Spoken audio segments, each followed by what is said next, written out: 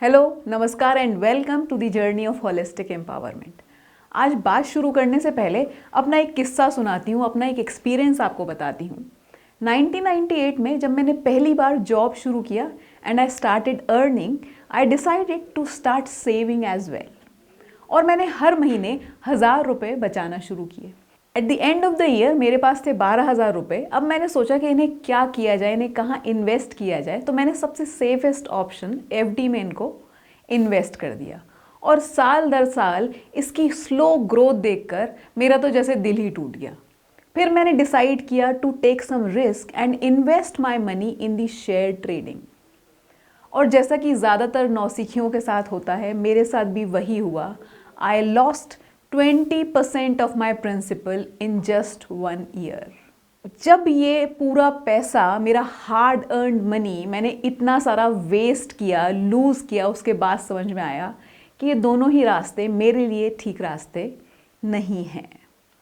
तो क्यों ना आज इसी बारे में बात करें कि क्या investment options, available investment options हैं इंडिया में, और वो क्या फैक्टर्स हैं जो डिसाइड करते हैं कि कहाँ इन्वेस्ट करना चाहिए और कहाँ नहीं।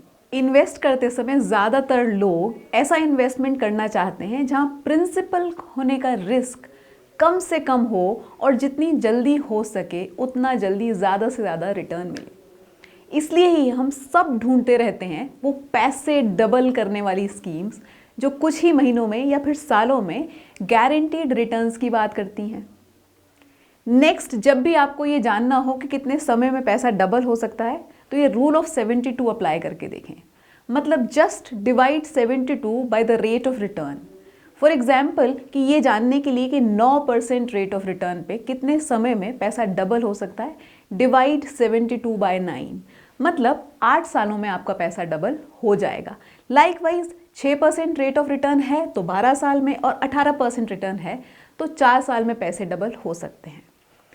इसका मतलब ये भी है कि अगर कोई स्कीम आपके पैसे 2 साल में डबल कर रही है तो 36% रिटर्न्स दे रही है, जो कि अनरियलिस्टिक है और बहुत पॉसिबिलिटी है कि ये एक स्कैम हो, क्योंकि रियल वर्ल्ड में risk and returns directly related हैं। मतलब ये कि दोनों साथ साथ चलते हैं।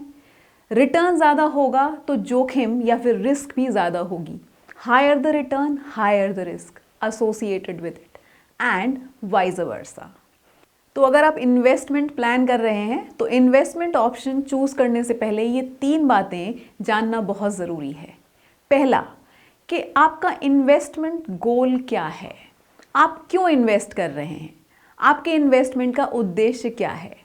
क्या आप इन्वेस्ट कर रहे हैं अपने रिटायरमेंट के लिए, या फिर बच्चों की एजुकेशन या शादी के लिए, या फिर घर खरीदने के लिए, या कोई लग्जरी कार लेने के लिए। जब आपको कारण पता होगा तो आप ज़्यादा रियलिस्टिक प्लानिंग कर सकेंगे और ज़्यादा कमिटेड रहेंगे अपने इन्वेस्टमेंट के लिए। इन्वेस्टमेंट डिसीजन लेने के लिए सेकंड फैक्टर है टाइम पीरियड, निवेश की अवधि। जैसे कि रिटायरमेंट प्लानिंग करना है तो हमारे पास 40 साल हैं, लेकिन वहीं अगर हम प्लानिंग कर रहे हैं बच्चों की शादी या पढ़ाई के लिए तो निवेश की अवधि हो सकती है सिर्फ 20 साल। तो इन्वेस्टमेंट गोल्स फुलफिल करने के लिए और पैसे को ग्रो करने के लिए समय चाहिए, तो आप जानते ही हैं, वो रूल ऑफ 72 याद है ना आपको। आप अपना गोल जानते हैं और आपके पास समय कम है, तब भी जल्दबाजी में किसी अनबिलीवेबल रिटर्न देने वाली स्कीम में इन्वेस्ट मत कीजिए, क्योंकि थर्ड फैक्टर है risk involved and your risk profile. Investment decision से पहले अपने रिस्क प्रोफाइल को risk associated with the instrument से मैच करना बहुत ज़रूरी है। और ये दोनों ही, risk involved and risk profile, बदलते हैं विद प्रोडक्ट एंड पर्सन। कुछ ऐसे ऑप्शंस हैं जो ज़्यादा जोखिम भरे हुए तो हैं, लेकिन लॉन्ग रन में इन्फ्लेशन को बीट करते हुए अच्छा रिटर्न देते हैं। यहाँ पर एक प्रो टिप देती हूँ, शुरुआत जल्दी कीजिए, अधिक समय तक निवेशित रहें और अपने गोल को पूरा होने तक न तो मूलधन और ना ही ब्याज वापस लें, और तब आपको मिलेगा पावर ऑफ कंपाउंडिंग का फ़ायदा, और आप ज़रूर दंग रह जाएंगे ये इलस्ट्रेशन देखकर।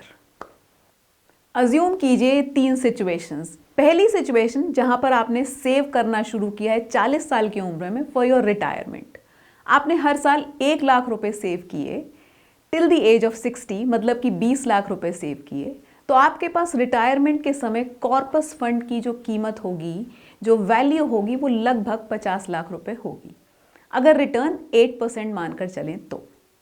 और वहीं आपने ये सेविंग शुरू कर दी होती 30 साल की उम्र में, वही 1 लाख रुपए पर ईयर फॉर 20 ईयर्स, यानी कि जब तक आप 50 साल के हुए तब तक के लिए, फिर वो अमाउंट 20 लाख रुपीज आप इन्वेस्टेड रहने देते टिल द एज ऑफ 60, तो आपके पास होते लगभग 1 करोड़ रुपए।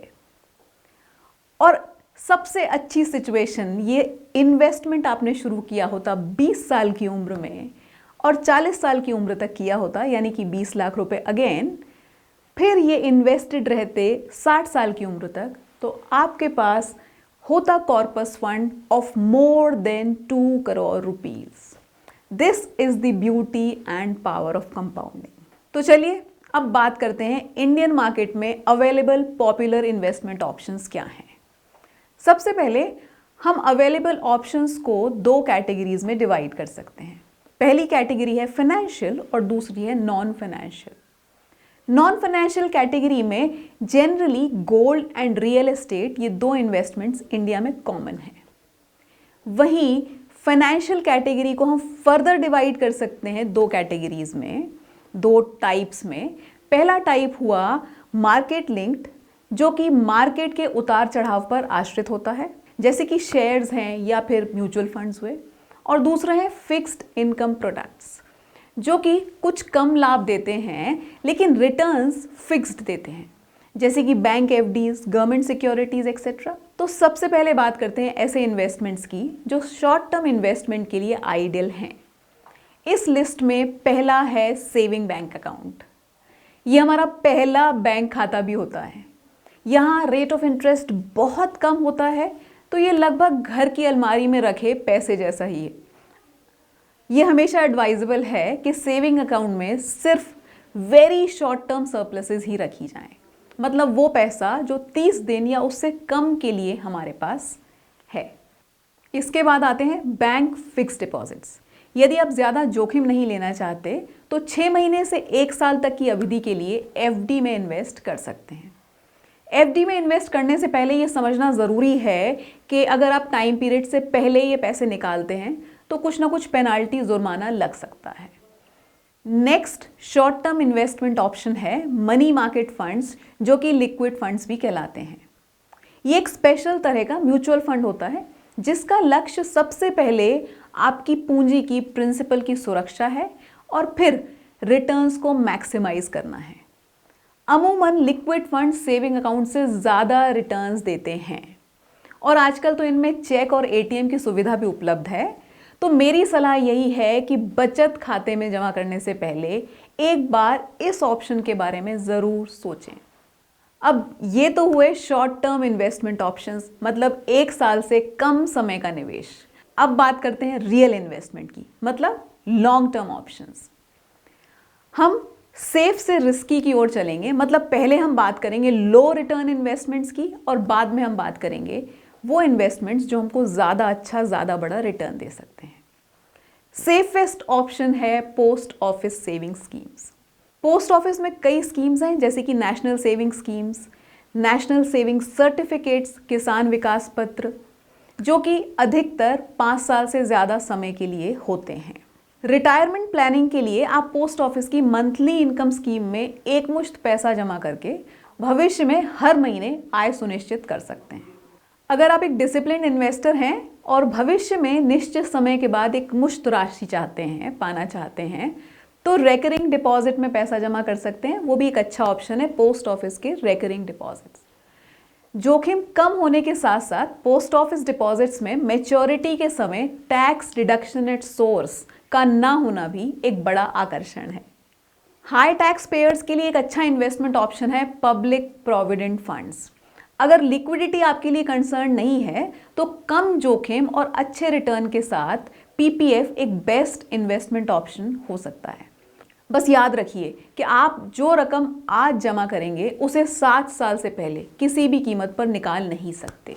इसके अलावा national pension scheme, senior citizen saving schemes, प्रधानमंत्री वय वंदना योजना, कुछ और विकल्प हैं जो अच्छा रिटर्न देते हैं और सरकारी सुरक्षा होने के कारण कम रिस्की भी हैं। सरकारी सेफ स्कीम्स के बाद अब आती हैं कंपनीज, जहां जोखिम थोड़ा ज़्यादा होता है, लेकिन इसी कारण यहाँ रिटर्न्स भी ज़्यादा हैं।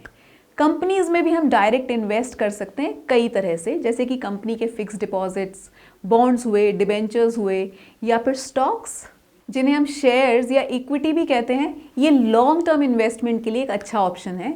वहीं पर एफडीज, कंपनी के फिक्स डिपॉजिट्स, कंपैरेटिवली थोड़ा सा शॉर्ट टर्म के इन्वेस्टमेंट के लिए अच्छा ऑप्शन हो सकते हैं।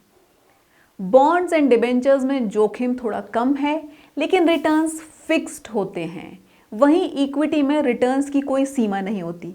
आपका 10 रुपये का शेयर 10,000 का भी हो सकता है, यदि परिस्थितियां अनुकूल हों और निवेश आपने धीरज के साथ लंबे समय तक रखा हो।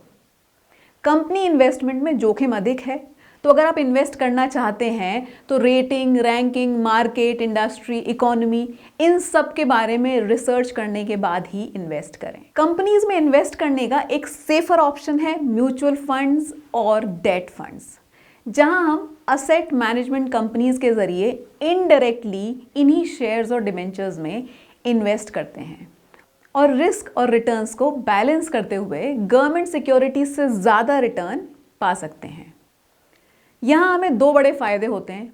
एक, म्यूचुअल फंड एक बड़ा पूल है जहाँ हमारे जैसे कई निवेशक, कई इन्वेस्टर्स का पैसा अलग अलग जगह निवेश किया जाता है, इन्वेस्ट किया जाता है, जिससे हमारा इन्वेस्टमेंट डाइवर्सिफाइड होता है और रिस्क कम हो जाती है।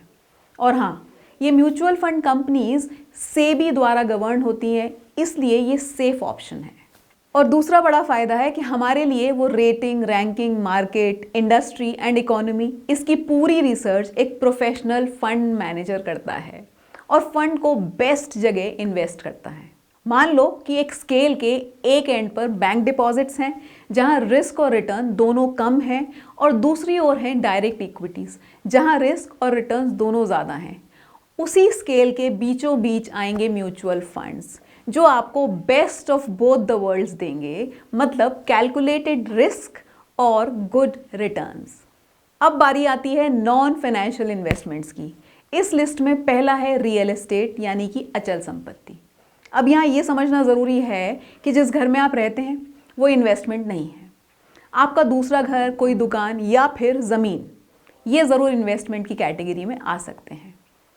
रियल एस्टेट में सबसे इंपॉर्टेंट फैक्टर है लोकेशन ऑफ द प्रॉपर्टी। यही तय करती है कि अप्रिसिएशन या फिर रेंटल वैल्यू कैसी होगी। रियल एस्टेट इन्वेस्टमेंट में लिक्विडिटी बहुत ही कम होती है, इसीलिए बड़ा सोच समझ के इन्वेस्ट करने की ज़रूरत है। अगला नॉन फाइनेंशियल इन्वेस्टमेंट है गोल्ड। अब गोल्ड ज्वेलरी के साथ जोखिम है सुरक्षा का और मेकिंग चार्जेस का, क्योंकि जब हम बेचने जाएंगे तब सिर्फ सोने का ही भाव तो मिलेगा। ये मेकिंग चार्जेस का जोखिम सोने के सिक्कों में थोड़ा कम हो जाता है, और आजकल paper gold, sovereign gold bonds या फिर गोल्ड म्यूचुअल फंड्स के जरिए भी गोल्ड में इन्वेस्ट किया जा सकता है, जहां सुरक्षा का जोखिम भी अब कम हो चला है।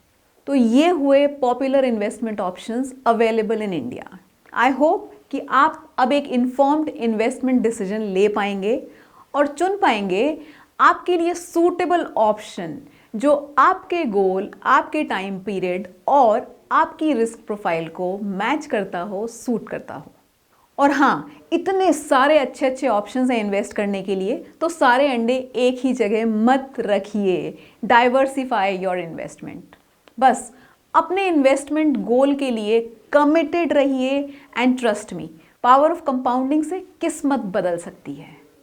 That is all for today. अगर इस विषय में और कोई सवाल हो तो कमेंट सेक्शन में बेहिचक पूछिए। वीडियो अच्छा लगा हो तो लाइक, शेयर, कमेंट करके बताइए। चैनल को सब्सक्राइब कीजिए और बेल बटन हिट कीजिए। Thank you for watching. Happy journey.